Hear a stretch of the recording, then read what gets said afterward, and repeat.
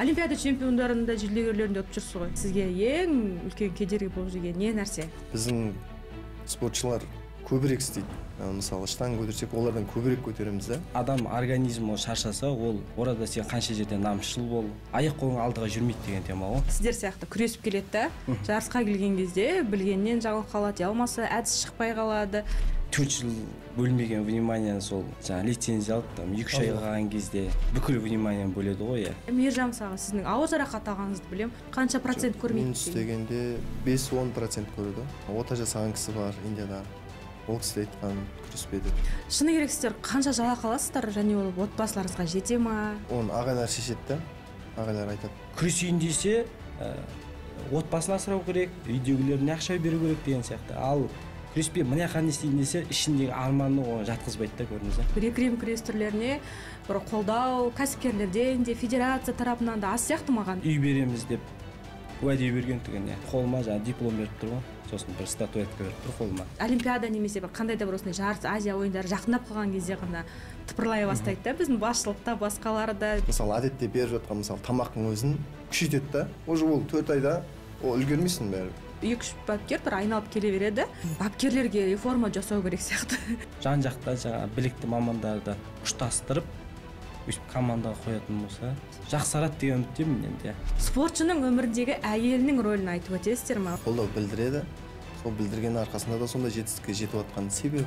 Ол кісінің берген поддержкасымен бүкіл былай әлемді алып қойғандағы поддержка екеуі тең десем болады да.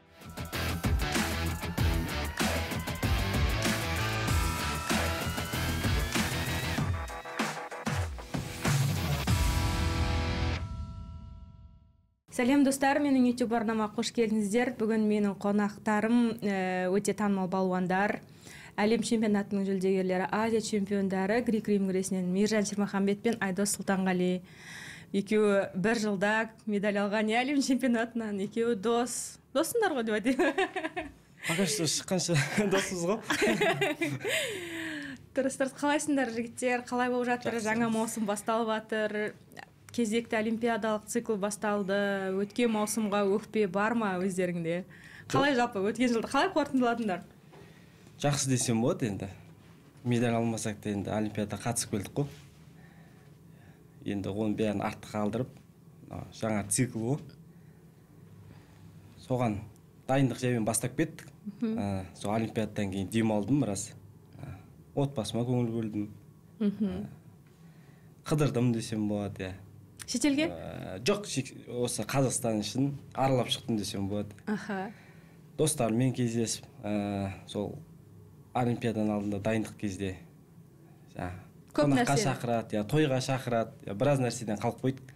Соның бәрін олимпиадаға дейін қысқартып, сол олимпиададан кейін барлығына тойына оралмағандарын үйлеріне соғып, бәрін құттықтап, соңынан аралап шықтым десем болады Қазақстанда. О, керемет. Мейіржан өзің қалай өтіп жатыр? Бізде де былай жаман емес негізі. Олимпиадаға бара алмадық деген болмаса, енді бұйырса осы 28-де барамыз деп ойлаймын. Олимпиадаға бардың ғой? Барды ғой? Енді көрермен ретінде бардық. Парижге көрермен ретінде, иә. Жоқ қой, күреспесек те барып көріп, атмосферасын біліп қайттық. Жақсы көмектесіп, залға кіріп. Кір алдың ба залға? Жақсы ғой? Тренер істеп, разминка істеп. Олимпиаданың алдында, спарринг сияқты. Спарринг партнер болып, көмектесіп, сәл еңбегін ақтай алмадым енді. Мишаның ба, бапкерлердің ба, халықтың ба? Бұлай барымыз салдық қой, кейбір кісілер айтып атады ғой, өзін жақсы. Олар да біздердің спортсмендердің өзін жақсы көретін жеңіске жетсін дейді ғой. Бірақ олар қалағаннан біз өзіміз әлде қайда артық қалаймыз да. Халық күткеннен біз әлде қайда қатты. Ол ең бірінші өзіміз үшін ғой. Мысалы, ұтқың келеді, жеңгің келеді. Бірақ енді біз ойлағандай бола бермейді да. Сол кезде шама халық сөзін астына алып атады ғой. Сол үшін фанаттарға, күрес жанкүйерлеріне біз спортсмендеріңіз өздеріңізді жақсы көретін, жеңсе де, жеңілсе де барынша қолдауларыңызды аямаңыздар деп айтқым келеді. Халыққа, дұрыс. Қазір сынаушылар өте көп. әсіресе грек-рим күресіне. Жалпы спортта қазір көбейіп кетті ғой, неше түрлі. Комментарий оқисыңдар ма? Комментарий оқимын, иә. Көңіл күйің түседі ма? Жоқ, ешқандай ол жерде не алмаймын. Қалыптасты, иә, иммунитет. Енді былай ғой, ұтсаң, мақтап жазады, бір ұтылсаң, бірден жаңа сөгеді ғой. Жерге көтеретін де халық, алып ұратын да халық дейсіз ғой. Бұл бәріне жазып береді еще, ұрсыта береді. Жазбаймын ғой ешкім. Комментарий ма? Жазбаймын. Негізі әлеуметтік желіде өте қатты белсенді емессіңдер, екеуің де? Ержан белсенді былай менен қарағанда. Білмеймін. Белсенді емес. Ондай қатты белсенді деп айта публикация салмаймыз. Көп сала бермейміз жалпы. Оған айналысу үшін де уақыт керек шығар. Уақыт емес, интерес сондай қатты емес қой. Ол нәрсеге бар ма, бар. Жаңа күрестің, жаңа парақшаларын, нелерін қарап бір шолып шығасыңдар, иә. Сондай жаңалықтармен танысу үшін деген сияқты. Аха. Жалпы өткен маусым соңында әскерлер арасында әлем чемпионатына қатысып келдіңіз, иә. Осы Мейіржанды мен көптен бақылаймын. Бір өте талантты балуан ретінде қабылдайды сізді халықша, бірақ бір маңыз сәт келгенде сіздің бір жолыңыз болмай кетеді, үнемі. Мысалға, ең мықты бабыңызда тұрған кез сол 19-22 жылы, мысалға Азия чемпионы болған кезіңіз. Одан бөлек Азия чемпионатын ұтып, одан кейін жарақатқа байланысты біраз қатардан шығып қалдыңыз. 19 жылғы әлем чемпионатында сізді жаңағы елімізде өтіп жатқан әлем біріншілігінде нағыз лицензия алатын, медаль алатын балуан деп сөйтеді. Ол жерде күтпегенде бірінші белдесуде ұтылып қалдыңыз, иә. Жалпы өзіңіз не ойлайсыз, сізге ең үлкен кедергі болып жүрген не нәрсе? Сізді негізі олимпиада чемпиондарында, жүлдегерлерінде ұтып жүрсіз ғой. Енді қазақ балуандарының көбісі енді олимпиада чемпиондарына ұтады, бірақ бізге енді бұйырмай жатыр сол олимпиада чемпионы болуға. Енді білмеймін мен не жетіспейтін. Енді жұмыс істеп жатырмыз, бәрі жұмыс істеп жатыр. Бір несін таба алмай жатқан сияқтымыз да, бір кілтін таба алмай жатқан сияқтымыз. Мысалы, еркін күрес балуандар 2023 жылы әлем чемпионы шығып, келесі жылы уже қайталап жатыр да. Мен де соны айтамын да, біздің балуандарға ше, грек-римнен бұйыртса шығады әлем чемпионы. Одан кейін жыл сайын сол жалғасып әлем чемпиондар шығып отырады деп ойлаймын өзім. Осы жалпы әлем чемпионы әлі күнге дейін араларыңызда көптен бері, 98 жылдан бері жоқ, иә? Сол жарысты жиі талқылайсыздар ма? Өзара командамен, достармен, бапкерлермен қызға қарайтын шығарсыздар мүмкін, иә? Ал жатқан кезде басқалар. Иә, қызға қараймыз ғой. Спортшылар өзара талқылаймыз, арасын айтамыз, неге деп ше. Бәріміз сұрақ қоямыз, неге біз шықпайды, неге? Мысалы, бір қадам ғана жетпей қалып отқан ағаларымыз бар, мысалы, екінші орын қанша мәртені алып отқан. Білмеймін. Не айтуға болады, мысалы. Айтамыз, сондай сұрақ қоямыз өзіміз, неге бізде, неге шықпай жатыр, не жетпей жатыр? Ешкімнен кем жаттығу жасамаймыз, даже көбірек артығымен жасаймыз. Олар істемаған нәрсені біздің жаңа шетелге оқу жаттығу жиындарына шыққан кезде көріп жатамыз. Біздің спортшылар көбірек істейді. Олар істей алмаған, мысалы штанг көтерсек, олардан көбірек көтереміз да, олар көтере алмайды. Бірақ жаңа күреске келген кезде болмай жатыр. Чемпион болуға. Мінез жетпей отырған шығар мүмкін. Мінезді де көрсетіп отырық, білмеймін енді. Мінезге де салып көріп отырық. Айласында бүкілін қолдан мінез бар деші. Мінез бар. Білмеймін, сәтсіздік. Мүмкін бұл жерде қалай ойлайсыздар, бапкерлер сіздерді мүмкін асыра жаттықтырып жүріп жатыр ма, әлде бір жеткізбей әкелу керек пе еді? Негізі кейде болады, иә. Кейде болады, иә. Чем жаңағыдай тренер көп істеп, формаға ерте кіріп қойып, жарысқа келген кезде уже төмен қарай кеткен кездерде талайды күрестік та. Уже жаңа шаршау несі процесі басталып кетеді ғой, сіз мысалы жарысқа келіп тұрсыз, бірақ уже шаршаңқысыз да, көрдіңіз ба? Орада уже сіз кейбіреу айтады ғой, жаңа характер көрсету керек, намыс қайда деген сияқты. Егер адам организмі шаршаса, ол орада сен қанша жерден намысшыл бол, қанша жерден жаңағыдай характерің мықты болсын, ол дене бармағаннан кейін ол болды. Аяқ қолың алдыға жүрмейді деген тема ғой. Бұндай жағдайларда болып тұрады, иә? Болып тұрады, иә. Ол өзімізде талай, өзім личный басымнан өткен жарысқа бара жатыр, бірақ қалай айтсам болады, желание жоқ дейді ғой, жаңағыдай. Күресуге желание жоқ, азарт жоқ. өйткені жаңағы тренировочный процессте барлығын беріп тастап біздер жаңағы жарысқа емес, наоборот тренировочный процентке көп акцент жасап кетеміз да, тренировкада жақсы істесек болды деген сияқты. И тренировкада жаңағы мықты бүкіл күшіңді бәрін сарқып саласың да, жарысқа келген кезде сенде дым болмайды да, көрдіңіз. Ал оны бапкерлеріңіз бақыламай ма? Жоқ, енді бақылайды, кейде жақсы формада барамыз, әдемі келіп, ал кейде енді осындай жаңағыдай спат дейді ғой, сондай. Негізі мен көп бапкерлерден естимін. Кеше осы еркін күрес бапкерлері де сұхбат беріп жатыр. Олимпиадаға балалар өте пустой болып барды. Жаңағы тау деңгейі, биік тау деңгейі деген сияқты есептелінеді ғой. Сол жағы жаттығу олимпиаданың алдындағы жаттығатын жерлерді дұрыс таңдамайды деген сияқты бапкерлер пікір айтып жатыр. Мен кейде сол да қисынға келе ма деп қаламын да, өйткені енді тым жақсы сіздер сияқты күресіп келеді да, жарысқа келген кезде білгеннен жаңылып қалады, алмаса әдіс шықпай қалады. Сондай сәттерді көп бақылаймыз. Соған өзімнің пікірім болды. Білмеймін, біздің енді дайындық жақсы емес, даже мықты болды деп айта аламын. Олимпиаданың алдында, мысалға. Бәрі күшті болды деп айта аламын. Енді олимпиаданың алдында жаңағыдай нелер басталады ғой, внимание, 4 жыл бөлмеген внимание, сол лицензия алып, 2-3 айға қалған кезде бүкіл внимание бөледі ғой, орада ол анау циклмен жұмыс істейтін нәрсе ғой. Ол мысалы осы 4 жыл ма, алдымызда 28 олимпиада ма, оны осы кезден бастап вниманиемен осы медаль береді, осы ел намысын қорғайды, туымызды көтереді деген сияқты балуандарға осы бастан внимание бөліп көтермелу керек та. Ал біздікілер енді біразы десем болады, лицензия алдың, 2-3 ай қалды олимпиадаға, астыңа көрпе салып, қазы қарта жалжаяғын қойып алдына сөйтіп арқаңнан қағады да. Ол 3 айда, ол сен мысалы 4 жылдан әрең дегенде өзгертетін нәрсені сен 3 айда қайдан өзгертіп үлгересің деген тема ғой.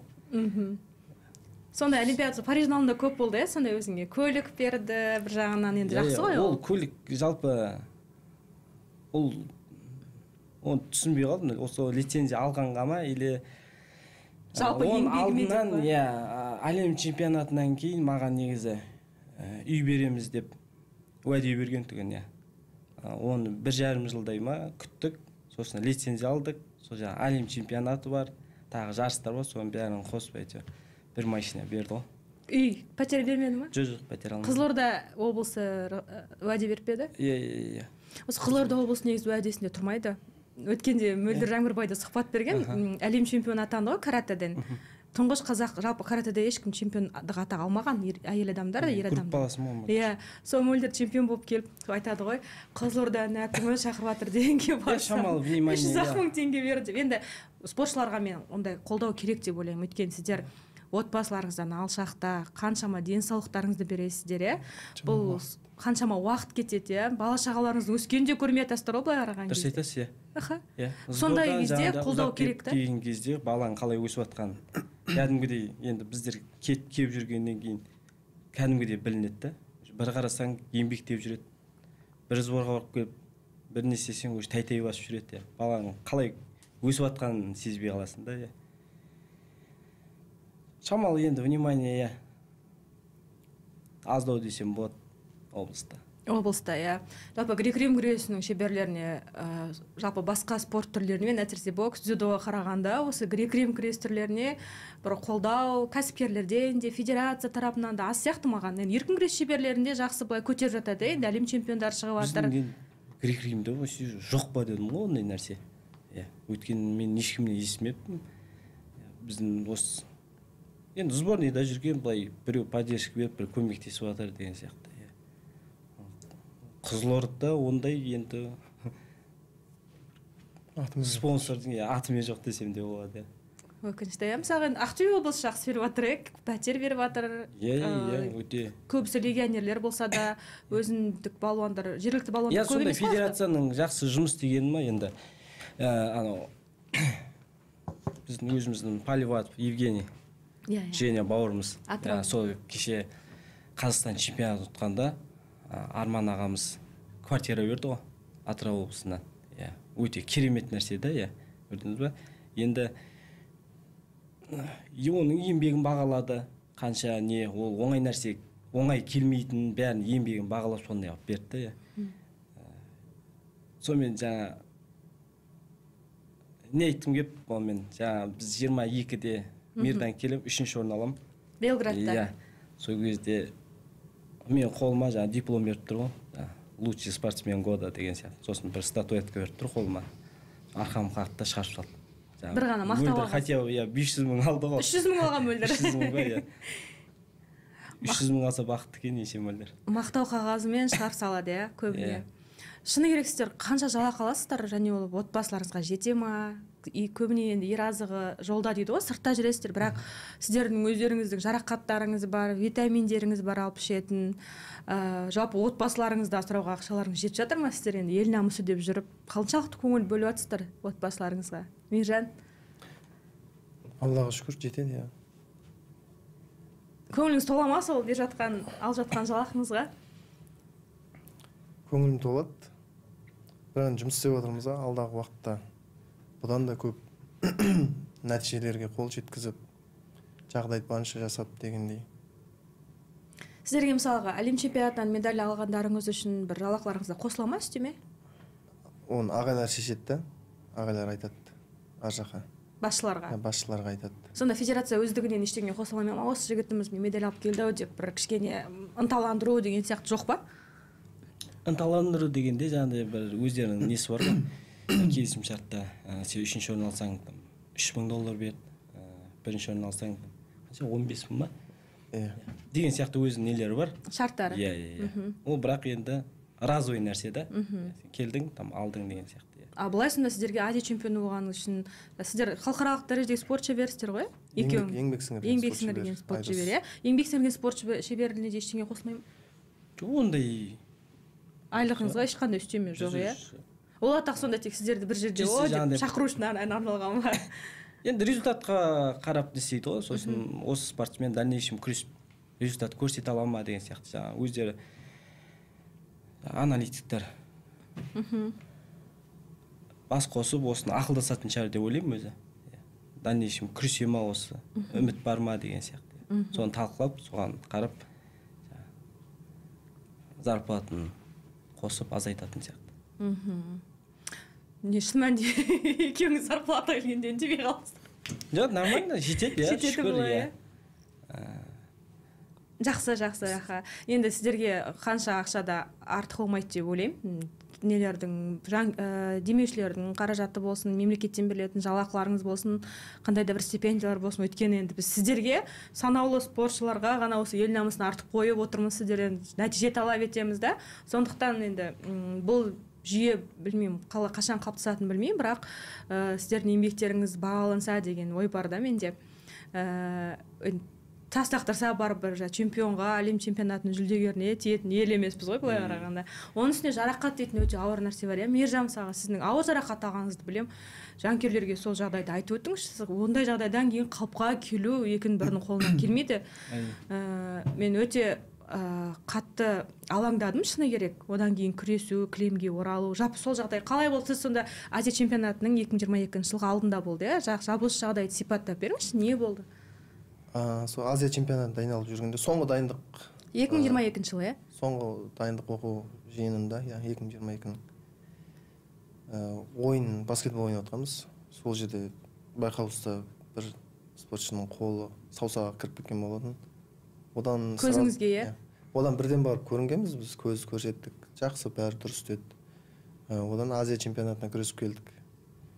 Содан дальше оқу жаттығу жиынында жүрдік, дайындалып. Содан жаймен басталды ғой, жаңағыдай көздің әлсіреуі, дұрыс көрмеуі. Сөйтіп жүрген уақытта уақыт жоғалтып алған екенбіз да. Сөйтіп ол жерде жаңа артқа қарай кетіп отқан көз. Ішінен жаңа разрыв болған. Сөйтіп жүріп, енді көз көрмей бастағаннан кейін барып тексерілдік, қайтадан дұрыстау жерге барып. Сөйтіп сол жерде осай деп айтты. Қандай не қойды диагноз? Диагноз отслойка сетчатки деп айтады. Көздің жаңа пленкасы болады, жұқа. Сол жиырылып бастайды. Инфекция кірген. Оны сонда дәрігерлер, команданың дәрігеріне көрсеттіңіз ба? Сіз оны ең басында неге атысты қарадыңыз? Ең басында көріндік барып, ол жерде дұрыс деп айтқан. Ол жерде енді дұрыстап қараған жоқ. Олар ол жерде өйткен ондай аппаратта болмады қарайтын. Оны басқалай қарайды екен да сөйтсек кейін білдік қой, уақыт жоғалтып алғаннан кейін. Бірақ сонда да жаңа операция жасаймыз деп шешіп, Индия қаласына барып, Индия еліне барып, Дели қаласында жасаттық сол жерде. Одан кейін біраз уақыттан кейін повторно жасаттық. Екі операция. Үш рет барып қайттым ғой мен. Үндістанға. Үндістанға 3 рет барып қайттым. Қазір енді қалай көзіңіз? Көзім бір қалыпты. Енді минуспен айтады ғой, минус қанша процент көрмейді? Минус дегенде бір 5-10% көреді. Бір көзіңіз тек 5-10% қана көреді. Онымен күресуге рұқсат беріп жатыр, Рұқсат бергенде жаңа келісіммен мен өзім жаңа қағазға жазып берем. Ешкімге ешқандай жаңа не жоқ дегенде. Претензия дей ма? Не деп айтады? Иә. Сондай қағазға. Иә. Солай өзім жауаптымын. Өзім жауаптымын. Өзім иә. Бұл енді қорқынышты кішкене тәуекелге барып отырсыз ғой. Не үшін осы күрестен жетістікке жетті? Көз дәрігерлерінің айтқаны, ота жасаған кісі бар Индияда. Ол кісі айтқан күреспе деп. Спортты қой деп. Тәуекел етіп жүретін жігіт қой. Бала кезде күресінде қарасаңыз былай тәуекелге көп барады ғой. Иә. Бала кездегі арман. Сол қуалап бара жатырмыз енді. Бір цикл қалды ғой, одан кейін біздің жасымызда келіп жатыр. Жаймен деп жол береміз ғой жастарға. Түсінікті. Жалпы осы сонда сіз Мейіржан көзіңіз сол жарақатымен Азия чемпионы атанып келдіңіз 22-ші жыл. Ол кезде қатты білінбеді, ол кезде білінген жоқ, көріп тұрған. Толықтай көріп тұрған. Сол Азия чемпионатынан келгеннен кейін бір айға жақындағанда басталды жаймен. Көрмей бастады, иә. Ол күрескен кезде сіз кілемге шыққан кезде енді сол жаңа жарақаттанған көзіңіз жақтан әдіс жасау бәрі оңай емес шығар, Жоқ, үйреніп қаласың. Сол жағыңызға кеп қалатын, әдіске кіріп кететін қалмайсыз ба? Ондай ешқандай кедергі байқамаймын. Үйреніп қалдым ғой былайша. Басында кедергі болған шығар, содан кейін қазір енді. Қарасаңыздар мысалға, ерлік қой енді былай қарасаңыз сол өзіңіздің күрестегі спортта жылдарыңыз ая кетпесін деп бір көзіңіздің көру проценті аз болса да күрес жүрсіз. Бірақ өзіңізде байқала ма жарақаттан кейін бір нәтижеңіз или қабілетіңіз немесе бір әдістеріңіз өзіңіз ойлағандай шықпай қалғандай жағдайлар сезесіз бе өзіңіз осы көзіңізге байланысты? Әлде ешқандай кедергі жоқ па? Ешқандай кедергі сезбеймін. Дұрыс дайындық болса барлық қолымыздан келеді. Барлығын жасаймыз. Үндістандағы отаңызды көп қаражат кетті ма? Иә, біраз қаражат кетті. Оны федерация көтеріп берді? Федерация көмек берді. Көп рахмет айтамын. Біздің федерацияның президенті Дәулет Нұрхан Болатұлы ағамыз көмегін берді. Шымкент қаласының федерациясының бастығы көмегін берді. Ол кісілерге көп алғысымды айтамын. Қазіргі уақытта жақсы жұмыс жасап жатыр Шымкент қаласының күрес федерациясы. Өткенде осы жергілікті бапкерлерді айтып жатқан, ол федерацияда өзгерістер бар деп. Меніңше енді әр аймақтың федерациясы расымен дұрыс жұмыс істесе, кәдімгідей балуандарда бір жігер, ынта пайда болады деп ойлаймын. Жаңа Айдос айтып отырсың ғой өзің, 4 жыл бойы біз олимпиада немесе қандай да бір осындай жарыс Азия ойындары жақындап қалған кезде ғана тыпырлай бастайды да, біздің басшылықта басқалары да демеушілер де деген сияқты. Толығырақ айтып кетсек былай ғой, мысалы олимпиадаға лицензия алды, бір шамамен 4-5 ай қалды олимпиада болуға. Сол уақыттан бастап, жақын аз уақыт қалғаннан бастап, мысалы әдетте беріп жатқан мысалы тамақтың өзін усиление күшейтеді да, уже ол 4 айда ол үлгермейсің бәрі. 4 айда салмақ қойып бастайсың. Салмағын ұстап бастайды дегендей. Былайша айтқанда логикалық жағынан қарасаң дұрыс емес. Ақылға қонбайды. Иә, жаңа витаминдерді сол уақыт жақындаған кезде көбірек беріп деген сияқты. Оған дейін кішкене қысастап ұстайды, иә. Сосын результат болмаса сөгеді. Результат болмағаннан кейін қайтадан алып тастай ма соның бәрін? Қайтадан нормаға түседі ғой, короче. Бұрынғы қалпына. Иә. Былай қарағанда басқа жалпы жарайды сіздер олимпиадаға лицензия алып, Азия чемпионатынан медаль алып, солай көрініп жүрген балуандар ғой. Ал енді құрамада жүрген, тап ондай нәтижесі болмаса да осы күрессем деп жүрген жігіттерге тіпті обал шығар, олардан бөлшектеп біреуіне жақсы витамин беріп біреуіне онша емес дегендей. Дұрыс айтасыз, өте орынды негізі сөзіңіз. Кейбіреу андай екі ортада жүруі мүмкін да, енді жұмыс істеп отбасын асырайтында да жағдайда бір жағынан сол қысып тұрады, екінші жағынан өзі күрескісі келеді, нәтиже көрсеткісі келеді, бірақ шамалы осылай спонсорлар болса, жаңағыдай бір ақшалай солардың бір өтемін жасап берсе екен дейміз да, чтоб бала өзінің арманын семьясына жаңағыдай ақшасын беріп, өзі сборда жүріп, күресіп, результат көрсетіп, ары қарай осы алдыңғы топқа ілесіп кетуге бір сондай мүмкіндік берсе деп. Өйткені жаңа біраз өзімнің достарым да, таныстарым да бар, екі ортада қалып қояды. Күресейін десе, отбасын асырау керек, үйдегілеріне ақша беру керек деген сияқты. Ал күреспей мына жаққа не істейін десе, ішіндегі арманны оны жатқызбайды да, көрдіңіз ба? Бұл жағынан жаңа менің өзім личный өмірімде ешқандай не болмапты. Мен жасым қаншаға келсе де, мен үйдегілерім айдос, жұмыс істе, ақша тап деп, вообще ондай әкем де шешем де айтпаған екен. Тек даже әкем өзі қара жұмысшы ғой, былай үй салады. Сөйт мен жаңа 3 ай каникулға демалысқа келген кезде жаңа көмектесемін ғой. Енді мен күрес білгенмен ондай қара жұмыс істеуге менің жаңа нем жоқ. Икем. Қабілетім жоқ та, мен жаңа тез істеймін да, шаршап қаламын да, отырамын да жаңағыдай. Бірақ әкем осындай жұмыс істеп жатыр. Жұмыс істеген, қара жұмыс істеген қаламайсың да, сонымен әкем айтады ғой, айдос, дейді да, мен арқамды қағады, сен өзің жұмысыңды істеп жатсың, давай, сен 3 ай каникул келдің, демал дейді да, қыдырасың ба, ұйықтайсың ба, бұл жұмысты маған қалдыр, сен бұндай қара жұмыс істеме, бірақ сен результатқа жет дейді да. Осы мысалы спорт таңдадың ба, осыдан сен ең биік патологына жет дейді ғой. Сен жұмыс істеме, тек сен жұмысың осы күресіп, елдің намысын қорғап, осыдан нан жесең болды деп арқамды қағып, мен бүкіл үйдің шаруасынан, сырттың шаруасынан, бүкіл нәрседен мен ысырып тастаған, тек спорт қанап тастаған ғой. Өзім 3 сестрам бар, сосын жалғыз ұл өзім.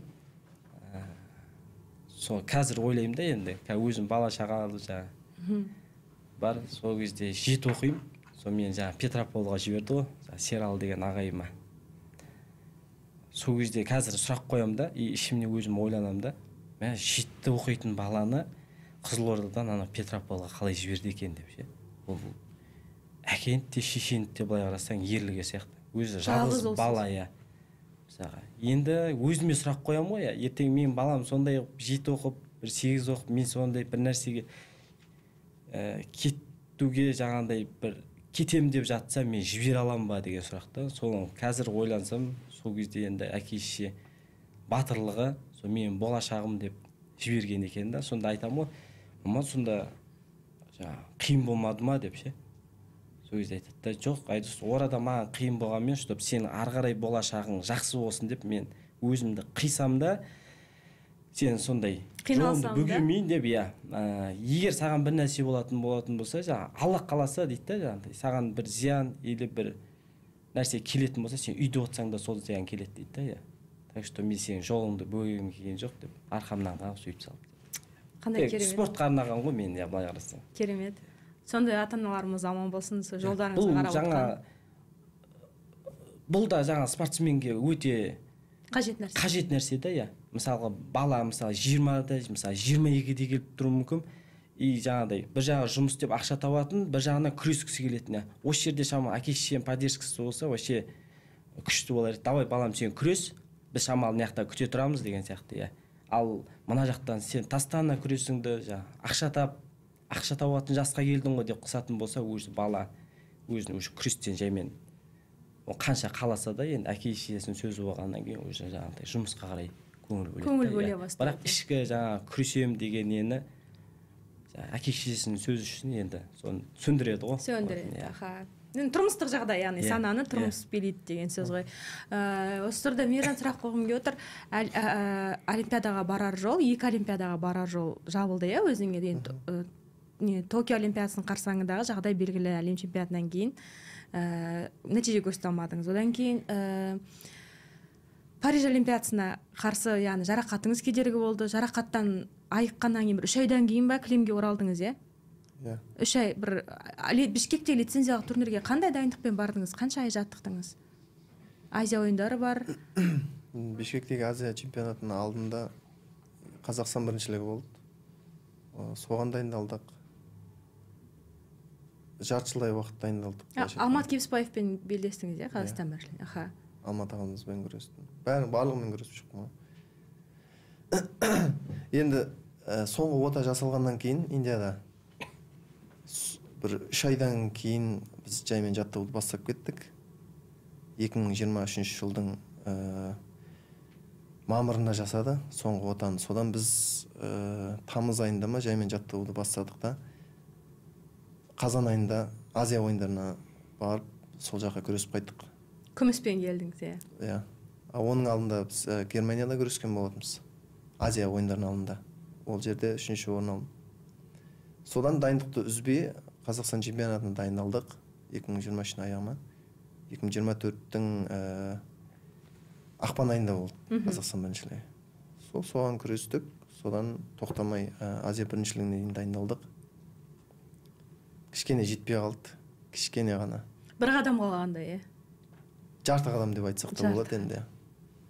Бірақ менде мынандай ой болды, енді қанша уақыт спортты көріп біліп жүргеннен кейін, оның үстіне күресті көргеннен кейін, менде мынандай бір нәрсе ой болды. Бас бапкер қанша дегенмен Түркиядағы соңғы рейтингілік турнирге Мейіржанды жіберетін шығар деген ой болды менде. Өйткені қанша дегенмен де енді бәрі жаңағы айтып қойып, бәрі өз сөздерін уәде беріп қойды ғой, енді мынадан кейін мынау барады, мынадан кейін мынау барады деп қанша жерден басқа балуандарға мүмкіндік беру керек болса да, мен бәрібір сенің тәжірибеңді жас бала кім бар еді бізде? Қошқар, Аха, мен бәрібір сол тәжірибеңді жоғары көріп едім. Енді ол сол ситуация туралы айта кететін болсақ, осы Азия біріншілігіне, жаңа лицензиялық Азия біріншілігіне дайындалып жатырған кезде біздің Алмат ағамызбен Дінмұхамед Қошқар жас балуанымыз екеуміздің арасында не болған? Белдесу болған, Сол жерде айтқан, осы белдесуді кім ұтады, келесі, егер лицензия алмаған жағдайда Шермаханбет, сол лицензиялық турнирге осы ұтқандардың біреу барады деп солай айтылған. Олар жаңа белдесу жасады. Сонымен Дінмұхамед Қошқар жеңді. Кебіспаевты, Есеп қандай болды? Ол біз есеп қателеспесем 8-9 болды ойын. Бірақ ұпаймен.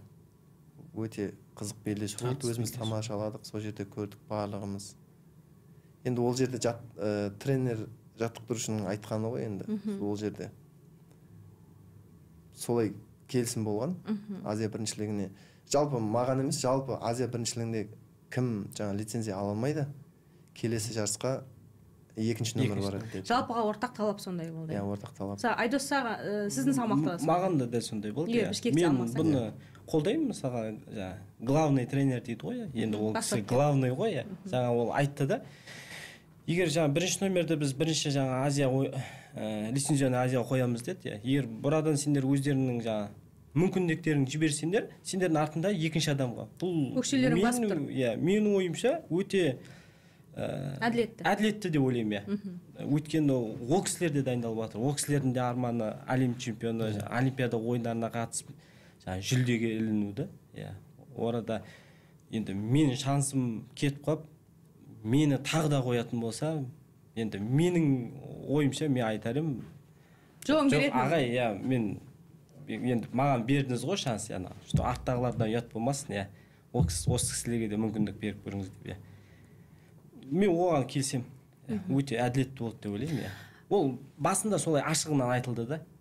Мысалы, Қазақстан чемпионаты өтті, 1-ші номерлар осы Азия іріктеу турниріне қатысады деп. Бұл жақтан егер ол кісілер өзінің мүмкіндігін жіберіп алатын болса, 2-ші номер, 3-ші номер, егер жаңа спорный моменттер болса, жаңағыдай бір-бірімен күрестіріп, сорадан келесі претендентті анықтаймыз деп. Мен келсем, әділетті өте. Ал енді Токионың алдында Азия чемпионы бола тұра бара алмаған. Жаңа айтып жатсыз ғой енді.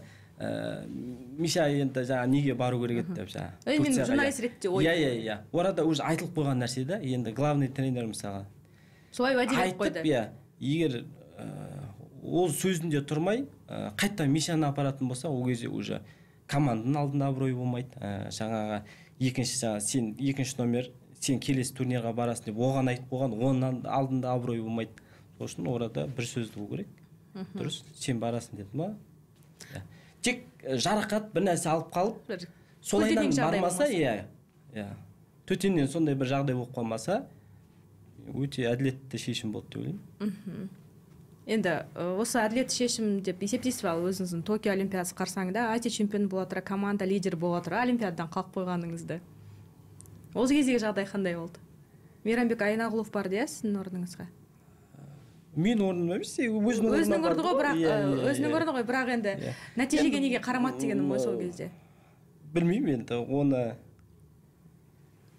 дым айта алмаймын енді. Значит, менің ол кезде маңдайыма жазбаған шығар бару, мен тағдыр ғой, оған ешқандай нем жоқ. Значит, маған ол кезде керек емес. Мен егер ол кезде барып не істесем, одан кейін күресім вообще басқалай болып кете ма. Значит, маған осылайынан бір хайырлы болып тұр ғой. Оның жаңағыдай ең бірінші не болды ғой, әлем чемпионатына кім күреседі деген. Ең бірінші сол кезде шамалы маған қиынырақ болды. Әлем чемпионатына күресеміз бе, или екеуміздің арамызда схватка бола ма деп. Схваткаге или әлем чемпионатына жаңағыдай қайсына настрой ұстайыңды білмейсің да, Ал бүкіл настрой қазір схватка болатын болса, ертең әлем чемпионатын тағы да оған да уже бөлек настрой ұстау керек. Сол үшін, мысалға, осы қазір Юрий Васильевич мысалға кешегі неде ашығынан айтып қойды. Сол дұрыс деп ойлаймын да. Әр адам өзі настрой ұстайды, Егер сен мүмкіндігін жібердің бе, келесі адамға мүмкіндік берілу керек та, ешқандай реніш жоқ. Өйткені саған да мүмкіндік берілді, сен өзің пайдалана алмадың. Вот деген сияқты. Келесі адамға да. Ол кезде енді реніш жоқ, солайынан болу керек болған ғой. Түбінде Олимпиадаға баратынды білетінмін деп сұхбат берді ғой лицензиядан кейін. Парижге бардыңыз. Бұл енді өзімнің былай еш осы спортқа кәсіби қараған кезден бастап не ғой, бір өзім ішімде енді ең патология Олимпиада ғой. Мен барам деп қойған ғой өзім ішіне. Сон кейде анау бір травма алып несеп бір енді жақын арада тоже иықтан травма алғаннан кейін уже жақын қалды ғой неге Олимпиадаға, лицензионный турнирға. Сол кезде бір момент болды да. Мен өзіме жаңағыдай вызып тастағанмын ғой деймін ғой, мен Олимпиадаға барам қалай да болса. Егер вдруг бармай қалсам қалай болады екен деп ше, сонда мен өз-өзімнен ұтылам ба деген сияқты сондай бір сол кезде бір ой келді. Так оған дейін жоқ. Сенім болды. 99% сенімді болдым десем де болады. Ал енді Париж Олимпиадасында алғашқы жекпе-жектегі жаңа жеребені көріп, мен ой деп қалдым енді, қанша дегенмен бір ең құрмағанда 3-ші айналымда, болмаса бір жартылай финалда жолса деген ой болған менде. Жоламан Шәрсенбекпен. Қанша дегенмен енді сол салмақта үздіктердің бірі ғой. Бірақ жақсы бастадыңыз белдесуді, есепте алда тұрдыңыз. Былай жақсы формада болдым. Басында да бәрі өзім ойлағандай болған, бірақ енді схватка енді сол жаққа қарай кетіп қалды ғой, бір енді маған бір шамалы бір ыңғайсыздау соперник десем де болады да ол кісіні. Жоламан. Сонымен еще бірінші круг жаңағыдай түсіп тұр ғой. Ол бірінші кругта Жоламанға қарсы шығатыныңыз былай психологияға әсер етпеді ме, әлде бірдей қарадыңыз ба? Жоқ, енді осыған дейін Олимпиадаға барып келген ағаларымызды естиміз ғой әңгімесін, әлем чемпионатынан Олимпиада вообще аурасы бөлек деп. Білмеймін мен енді әркімге әрқалай шығар, бірақ маған ондай ешқандай бір өзгеріс, бір психологический бір давление болды деп айта алмаймын. Кәдімгі турнир ғой. Турнир да. Сол үшін қазіргі бапкерлерге, өзінің оқушысына осы бастан сондай нәрсеге дайындаса екен деймін да. олимпиада, әлем чемпионаты деп оны анау жоғары жаққа көтеріп тастап алыстатудың қажеті жоқ деп ше. Олимпиада кәдімгі турнир, жарыс, орада сол көріп жүрген соперниктерің деген сияқты. Осы жақта жаңа біраз адам психологический тұрғыда тайғып кетуі мүмкін да, өйткені өзім көрдім, мықты күресетін палуандар жаңа дамымай қалған мемлекеттің спортшысына кәдімгідей ұтылып жатқаны ше. Сол кезде барып түсіндім да, атак өзімде лично ол ондай нәрсе болмады. Жаңа ол әлем чемпионаты болсын, Азия ойындары болсын, Азия чемпионаты болсын, ондай жүрек бір қалыпты соғады. Тек шамалы осындай Қазақстан чемпионаты, турнир, сондайларда шамалы өзіміздің елде болатын, Қызылордада болса вообще қатты деген сияқты сондай темалар бар, ал жаңағыдай әлемдік деңгейде ол нәрсе ондай жоқ. Наоборот, маған енді мен оған бірнеше рет есе жібердім ғой, наоборот маған жоқ, осы жолы есе қайтарамын деп, жаңағыдай тістеніп. Жалпы әлем чемпионаты, олимпиада ойындары психологиялық тұрғыда қатты рөл ойнайды негізінде. Олимпиада қаттырақ рөл ойнайды екен психологиялық тұрғыда. Бүкіл арман мақсаттарыңыз соған тіреп қоясыздар ғой. Жалпы ауыр шамалы. Қиын. Сондай ма? Психологиялық тұрғыда. Екеуіңізге енді екеуміздің екі түрлі. Маған әлем чемпионатынан қайта олимпиада оңайырақ па деген іріктеліп келді ғой. Өйткені іріктеліп келеді. Оның үстіне кейбір құрлықтарға ғана береді. Ол кейбір құрлықтарда ондай қатты балуандар жоқ деген сияқты. Наоборот, сол олимпиада оңайырақ па деп не істедім ше. Өзім сондай бір. Мейіржан, сіздің жігеріңізге, жалпы спортшылардың жігеріне өте қайран қалам.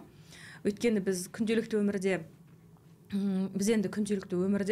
бір мақсат қоямыз, орындалмай қалса, жарайды енді ештеңе етпейді деген сияқты ауыстыра саламыз, бір фокусымызды басқаға. Сіздер мысалға осы Мейіржан жолына қараймын да, келе жатыр, болмай қалады. Келе жатады, міне ендігі олимпиада тағы да болмай қалады. Мен ойладым, мен кеше Парижге бара алмағаннан кейін Мейіржан балуан күресті қоятын шығар деп ойладым. Жоқ, Мейіржан сөйтсем 72-ге ауысып, әскерлер арасында әлем чемпионатына қатысамын деп жатыр екен да. Әрине енді бір істі бастағасын, содан бір жақсы нәтиже көрсетіп кеткенді, олимпиада жүлдесін алғанды бәрі де қалайды ғой. Өзіңді қалай қамшылайсың, Мейіржан? Сәтсіздіктерден кейін қалай қалыпқа келесің? Кім көмектеседі? Бізде енді көп жағдайда әлемдік тәжірибеде психологтар жақсы спортта жұмыс істейді ғой. Біздің командада ондай психологтар бар деп айта алмаймын.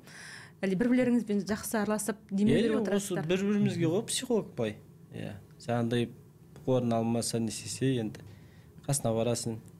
Сразу жаңа төтесінен қоймайсың ғой, мен басқалай теманы ауыстырып, тік-тік етіп шамалы настроениесін көтеріп, енді кеше сол неде лицензионный Азияда мен күресіп келдім.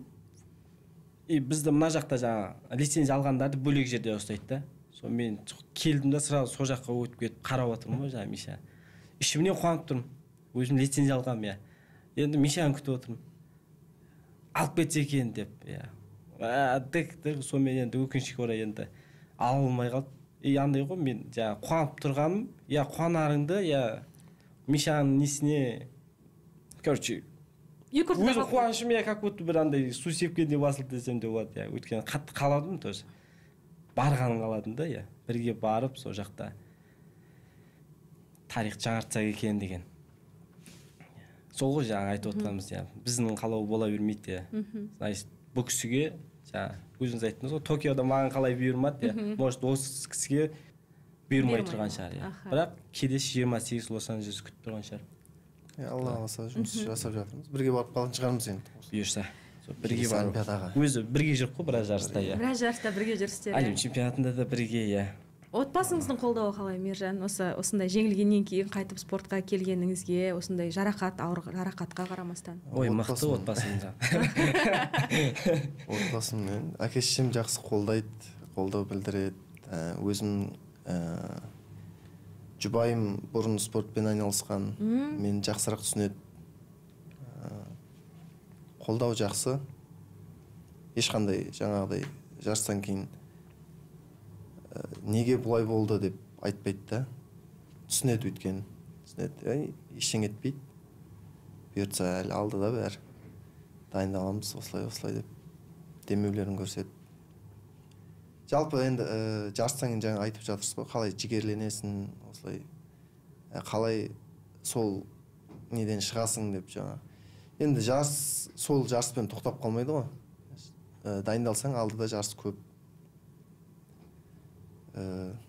Әр жарыстан кейінгі жіберген мысалы қателікпен жұмыс жасап, соған қарай жаңа қателіктерін азайта беретін болсаң, қате жібермейтін боласың, келесі жарыста солайынан жеңіске жетуге болады. Қаншама спортшылар бар ғой, жаңа қаншама сәтсіздіктен кейін, сонша қиыншылықтардан кейін әлем чемпионы, олимпиада чемпионы болып жатқан мысал, соларды қарап мысал бүйтіп қарасаң, оңай жеткен сияқты көрінеді да. Бірақ артында қаншама қиыншылықтардан кейін өткен возможный нәрсе, барлығының қолынан келетін нәрсе, дайындалса способность жетеді. Психологиялық тұрғыда өте қатты рөл ойнайды спортта негізінде. Сол тоқтамау керек, ешқашан жарыс бітті ма, ол болды, сол жерде қалу керек та. Оның ойыңа алып, сол жіберген қатеңмен өмір сүре беретін болсаң, дамымайсың ары қарай. Сол қателікті соны мойындап, түсініп, келесі соны жібермеуге жаңа тырысып, сонымен жұмыс жасап, жеке бапкерлері бар жаңа. Қазір интернет дамыған заман бәрін көруге болады. Жіберген қатең бәрін көріп, мысалы өткен сұхбатыңда жалпы қарсыластарыңды да зерттеуге болады қазіргі уақытта интернет. Көп нәрсе қолжетімді ғой, иә. Қолжетімді, иә. Өз-өзіңмен жұмыс істеу, былайша айтқанда, өз-өзіңді тәрбиелеу, өз-өзіңді сындыру. Менің жеке өзім ойым осы біздің грек-рим күресінен ұлттық құрама командада бір бапкерлерге реформа жасау керек сияқты. Енді осы 14 жылдай болып қалды спорт саласын жазып жүргеніме. Сол көбіне айналып келетін сол 2-3 бапкер, мен білетін 2-3 бапкер, бірінің орнын біреуін алып тастайды, екіншісі келеді, екіншісін алып тастайды, үшіншісі 2-3 бапкер бір айналып келе береді. Енді Париж олимпиадасының қарсаңында Юрий Мельниченконы қойды ғой, енді олимпиада чемпионы. Аз уақытқа ғана қойды, иә. Ол кісіге де тіпті қиын болған сияқты, өйткені нағыз қиын кезде бере салды ғой тізгінді. Міне лицензия жоқ, жарыс басталайын деп жатыр, олимпиадаға санаулы уақыт қалды. Енді ол кезде алып команданы жинақтап, өйтіп олимпиаданың күміс жүлдегерін шығарғанына, алып келгеніне енді қуаныштымыз, ол кісіге рахмет. Десе де осы грек-рим күресінің балуандары осы бапкерлер мәселесін маған жиі айтады. Енді сіздер өздеріңіз не ойлайсыздар? Енді мен айтпаймын шетелден легионер дағыстандықты алып келейік, біреуді алып келейік деген сияқты да. Жалпы осы кішкене бір бапкерлерге бір жаңа леп әкелу керек сияқты, бір жас бапкерлерді шығару керек па? Білмеймін, қазір ана Ділмұхаметовтер ауысып кетті ғой енді бапкерлікке.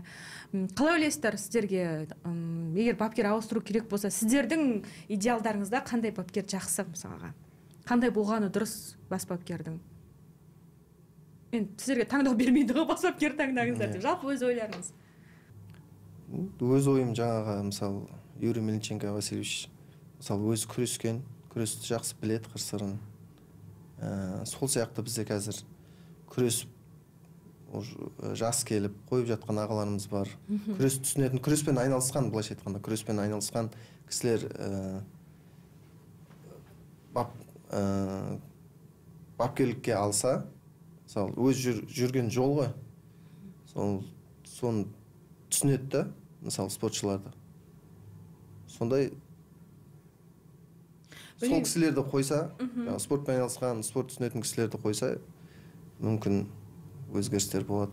Жоқ, мен бәрібір де бапкерлерге өзгеріс керек деп ойлаймын. Осы грек-рим құрамасында енді мен білетін санаулы ғана бапкерлер бар. Енді ол кісілерге көп мүмкіндік беріліп жатыр. Енді нәтиже қатты болып жатқан жоқ. Сондықтан мен өзімнің сондай жеке пікірім, бапкерлерге бір кішкене жаңа өзгеріс, бір жастарды қою керек па, әлде бір шетелден маман шақырса да, андай бір пайдаланып қалған басқа жақтағы бір жүзеге асып кеткен жобалар бар адамдарды емес, бір команданы көтере алады дейтін бір жақсы мамандарды мүмкін әкелу керек па? Жалпы мен өзі бапкерлерге реформа жасау керек деп өзім есептеймін. Мен сіздердің пікірлеріңіз қандай екенін білмеймін. Енді команда жүрген сіздер ғой. Жалпы сырт көзге маған солай көрінеді. Жоқ, Юрий Васильевичтің ағайымыздың подходы ұнады маған өте. Ол кісі жаңа айтпақшы, өзі күрескен, результатқа жеткен. Ұтпаған жарыс жоқ қой, былай қарасаңыз. Ол кісі жаңа олимпиаданың алдында олимпиадаға барғандағы тема қандай болады соны бәрін жеткізіп берді ғой бізге. Лицензия алатын 4 бала алған. Сода шақырады да, ертең олимпиада барамыз. Олимпийский городок, орада былай болады. Ана танысың келеді, нау келеді. Тамаққа барғандағы қалай жүріп тұру, қандай адам стрессовый дейді ғой, стресске түсіп кетуін, бүкіл несін таныстырып берді ғой бізге, былайша айтқанда. Біз бардық, дәл сол кісі қалай айтты, дәл сондай нәрсе да. Burada жаңағыдай жан-жағыңа қарап, анаумен амандас, сонымен сөйлесіп, жан-жағың бөлініп кетпеу керек дейді ойың. Сен амандас, арқасыңға, бірақ қатты кетпе дейді. Бірақ ойыңның түпкі санасында ар жағында сен ертең олимпиада күресуің тұру керек дейді. Білмеймін, маған сол кісінің подходы ұнады. Енді осы кісілерге жаңағыдай өзіңіз айттыңыз ғой, Ділмұхамед Асхат ағамыз, Алмат Кепсібаев деп жатсыз. Сол кісілерді қосса, вообще нұр үстіне нұр болар деп ойлаймын. Өйткені ол кісілердің де алған асулары өте мықты. И қазіргі күрестің темасын енді осы кеше қойып кеткен ағаларымыз жақсырақ түсінеді деген бір ойдамын да.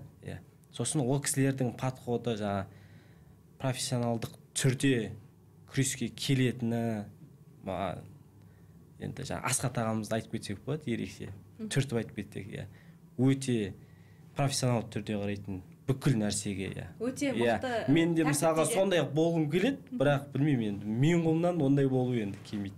Өте тәртіпті кісі. Қанша ұмтылам, сондай болайыншы деп, бірақ бір жерде болмасын, бір жерде жаңағыдай бір қателік кетіп, жаңағыдай өзгеріп кетіп жатады да. Егер осы кісілер келетін болса, өстіп жан-жақтан жаңа білікті мамандарды ұштастырып, өстіп командаға қоятын болса, нәтиже жақсарады деп есептеймін. Жақсарады деген үміттемін енді. Жаңағы балуандар, енді өзім әйел адам болғаннан кейін, отбасындағы мәселелерді бәрін жақсы түсінемін да. Сіздер мысалы үнемі сыртта жүресіздер, балаларыңыздың да өсіп кеткен, байқамай қалып жатырық деп айтып жатырсыздар. Осы отбасыңыздағы әйелдеріңіз туралы, жұбайларыңыз туралы айтып өтесіздер ма? Өйткені қазір бір жеңімпаз шықса, көп қыздар спортшыларға тұрмысқа шыққысы келеді. Кеше Нұрбек Оралбайлар тиктокта барлық жерде хит болып жатыр ғой. Бірақ шын мәнінде спортшының әйелі болу әсте оңай емес қой. Мен бір балуанның әйелін білемін, жақсы танимын, бір келіншекті. Содан мысалға тіпті үйдің мәселелерін де айтпаймыз дейді, тренировкасы бөлініп кетпесін, ой бөлініп кетпесін. Мына жақта бір қандайды бір той болып жатыр ма, қаза болып жатыр ма, оны да жеткізбеуге тырысамыз дейді. Ең бастысы жаттығуларына кедергі болмасын, ұйқысы тыныш болсын, уақытылы деген сияқты. Осы тұрғыда жұбайларыңыздың қолдауы қандай? Олардың да кейде сіздерге енді қанша дегенмен әйел адам үйде баламен отырады, ренжитін кездері болады ғой, енді баламен, 2-3 баламен көшеде жүру де оңай емес. Біздің әйелдеріміз жақсы түсініп тұрсыз. Өзім әйел. Осы қалай оларды жұбатасыздар, қалай демеу боласыздар, олардың сіздерге қолдауы қандай? Осы спортшының өміріндегі әйелінің рөлін айтып өтесіздер ме? Осы тема маған қызық өте. Өзің бастайсың ба или айтайын ба? Екеуіңіз айтыңдар. Айта бер. Айтам ғой. Айтам ғой. Жаңа енді жұбайың ғой енді. 24 сағат қасыңда ғой былай. Ол кісінің берген поддержкасымен бүкіл былай әлемді алып қойғандағы поддержка екеуі тең десем болады да. Былай бір адамдікі бүкіл әлемге тең дегенде қылсам болады. Өйткені Айдос, давай жинал, сен қолыңнан келеді деп арқаңнан демегені ол саған мықты мотивация деп айта аламын. Жаңа өзіңіз айтып отырсыз, мен қалай осылай сборға кетем, жаңағыдай звондамайды, тек арасында жазып тұрады. Өзім қалай босаймын, солайынан звондап, видеозвонокпен немен сөйлесеміз. Жаңағыдай өзіңіз айтып тұрсыз, қандай проблема болып жатыр, ешқайсынан айтпай, тек дайындалсын деп осы нәрсеге жұмыс істейді ғой. Енді еңбегі зор, дұрыс айтасыз, 3 бала емес, былай жалпы бала шағамен үйде отырады, оңай емес енді, спортсменнің әйелі болу деген. Соны енді біздер өйстіп демалып, жаңағыдай үзіліс алған кезде, үйге келген кезде, бастан сол кісілерге көңіл бөлуге тырысамыз. Үйден енді біз жоқ кезде үйден тамақ істеп, үйден істеп сөйтіп тамақ жеп сөйтіп жүреді ғой енді. Мен айтамын, таста деймін ғой, короче. Келдім, демалайық, короче. Таста тамақта істемей, короче. Жүр кеттік, короче. Сырттан ішеміз тамақты, сыртта ойнаймыз деген сияқты, балдарды ойнатамыз деген сияқты, бүкіл нені, короче. Барынша енді қолдан келгенше сол кісілерге көңіл бөлуге тырысамын енді. Кейде болмай қалып жатады, ол кезде де шама ренжісін білдіреді ғой, бірақ біз түсініп, бізге сондай поддержка беріп отырған, түсінетін жар жолықтырған дейсіз ғой. Шүкір, жар таңдаудан бір қателестім деп айта алмаймын, Аллаға шүкір. Керемет. Мейіржан, өзіңіз? Жұбайыңыз сіздің қандай спортпен айналысқан? Дзюдомен айналысқан. Дзюдошымен балуан қосылған екен ғой. Енді барлық спортшының жұбайлары қолдау білдіреді деп ойлаймын. Қолдау білдіреді. Сол білдірген арқасында да сондай жетістікке жетіп жатқан себебі бар, себебі. Енді барынша көңіл бөлуге тырысамыз, өйткені көбінесе біз жаңағы оқу жаттығу жиынында жарыста жүреміз. Енді біз дос болғаннан кейін отбасылық бірге саяхат жасаймыз басқа қалаға бірге. Отбасылық достар араластырасыздар? Бірге араласамыз. Бірге қыдырып, бой жазып дегендей. Неше балаңыз бар сіздің? 3 бала шағам бар. 3.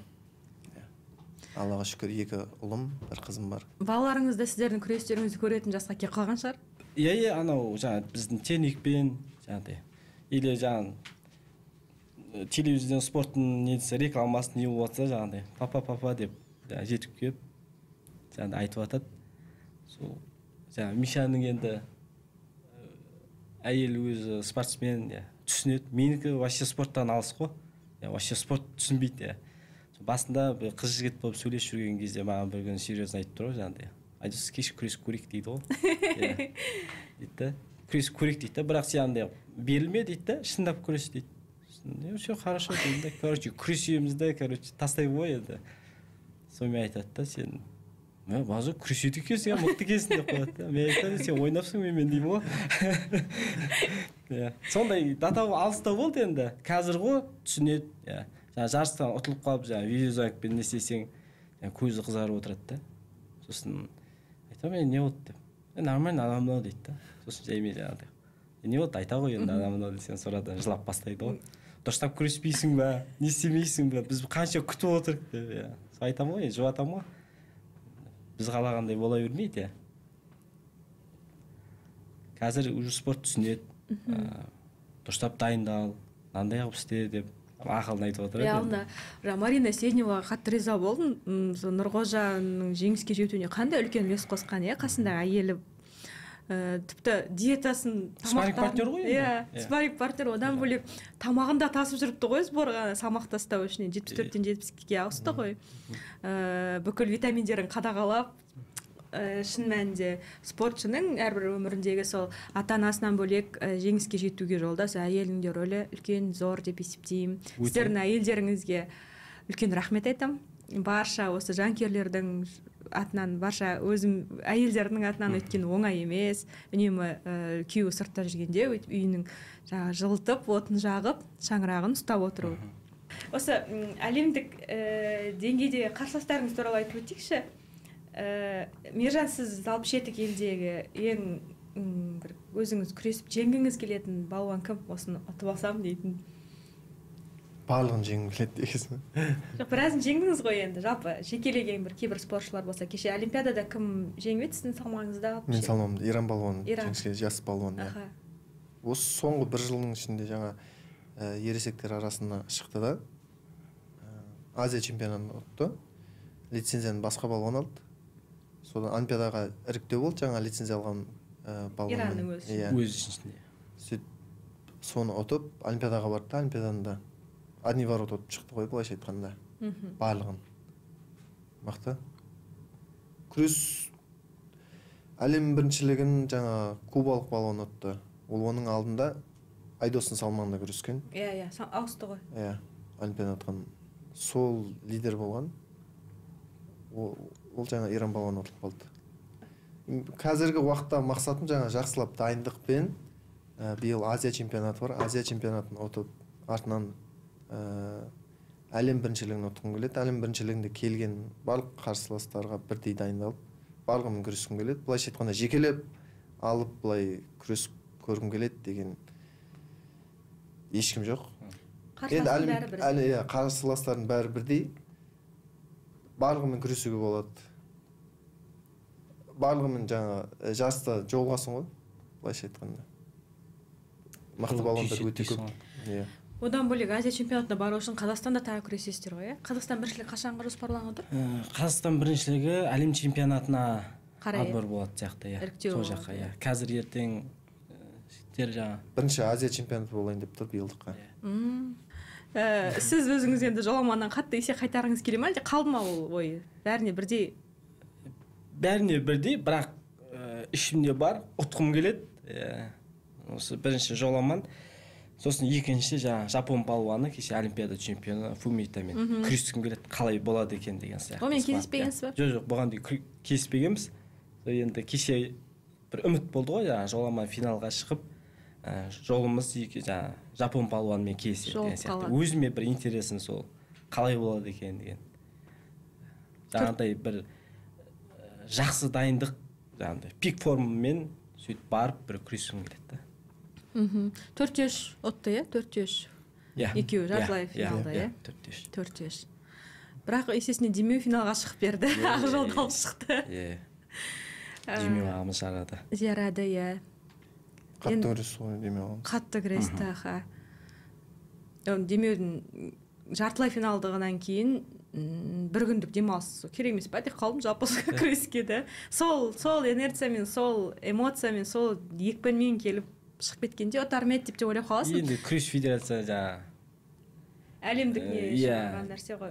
Сол Демеудің қарсыласы да жапондық палуан, биыл ғана шыққан Азия чемпионаты өтті. Бүкіл не жарыс бар бәрі. Соңғы маусымда шығып ұта салды, Сол 2024 жылы бүкіл жаңа 77-дегі лидерлерді ұтып шықты деп айтсақ болады. Ақжол Махмұтты да ұтты Азия чемпионатында. Қырғызстанда өз елінде. Оның алдында жаңағы екінші орын алған әлем чемпионатына Азер балуаны оны да ұтқан. Былайша барлығын ұтып шықты сол жылы. Содан олимпиаданы да ұтты. Сондай балуан енді біздің елімізден де шықсын, осы жолда жүрсіздер, қанша жыл осы олимпиададан жүлде алсақ, осы қазақ спортына қызмет етсек, атымызды осы күресте қалдырсақ деп, осы еңбектеріңіз ақталсын деп тілеймін. Жалпы биылғы маусымдағы Азия чемпионаты, Қазақстан біріншілігі бар, қандай әлемдік жарыстар бар, соларда жолдарыңыз болсын, сондай тілекшіміз. Біз сіздердің жеңістеріңізге қуана берейік. Көп рахмет келгендеріңіз. Сізге де рахмет.